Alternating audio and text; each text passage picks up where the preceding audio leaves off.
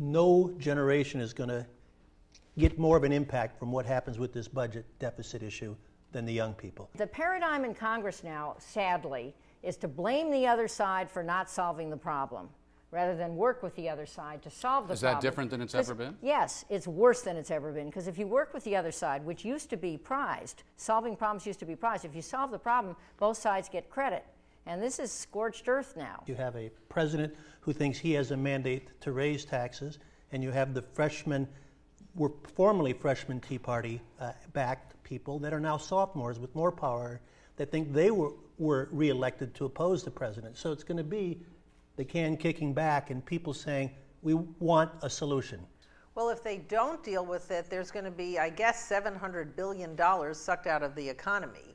And it could send us right back into a recession. That's if nothing's done at all. And people's tax rates are going to go up, and all sorts of government spending will be automatically cut. One thing that people talk about is, if you mess with the tax code and try to generate a little bit more revenue, is shutting down some of the loopholes. A good example of that is the mortgage tax deduction, all right? Fact, about 69% of the total mortgage interest tax deduction went to people making $100,000 or more.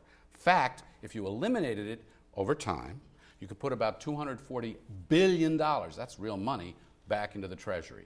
Well, I think everything should be on the table, and I think we should have a framework like Simpson-Bowles that we're working off of, where entitlements, tax reform, or tax changes, whatever that may mean, up, down, sideways, and spending are all there, and we look at all of it as a piece. Done right, I think it would increase job creation and save the economy for all the kids sitting in this room. There are other deductions that may have better justification. Let's put up there the oil depletion allowance.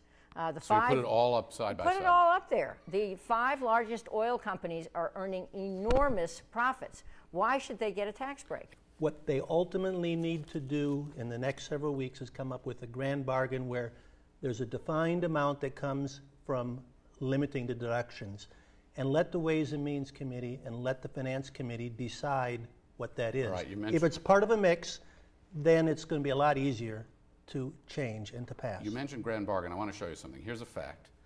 Something over half the federal budget is locked in law. It's automatic. At $2 trillion, it's locked in law. $775 billion, number 1 is Social Security. Number 2, $560 billion is Medicare. 3 is Medicaid. 4 is $144 billion in federal retirement dollars. And $230 billion locked up in interest on this gigantic debt. Yeah. So my question to you is, can you get to some of this without getting to all of it, like Social Security? Marty Feldstein, a Republican, former major economist in our government, has suggested that the amount of deductions across the tax code be capped at some number, which would mean that anybody below some high threshold could get the full deduction of whatever, but it's only those few people who wouldn't get the full deduction. And so there are a lot of good ideas that should be considered. It's Congress's job, as you pointed out, to make the trade, but entitlements, this automatic spending, should be on the table. For Social Security, it's either adjust the age or it is adjust the rate of growth for those of higher incomes. Make it means tested in that sense. If everybody has to be on the chopping block and there has to be some sense of shared sacrifice, and you have to have the Speaker and the President, agreeing on the framework and selling it together. And you have to have the business community involved too. We need a win-win solution. We need something that has something in it for both sides, and something that, as Jane said, each side will be dissatisfied with.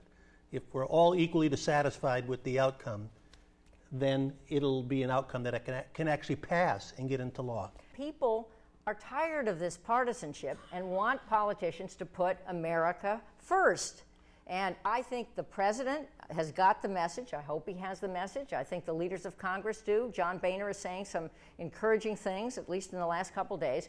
And wouldn't it be great if they together, as Mark said, this one, they're all going to have to hold hands and not jump off this fiscal cliff, but hopefully walk right up to it and say, this is the way we, as leaders of our country, are going to put our own careers at risk to put our country first.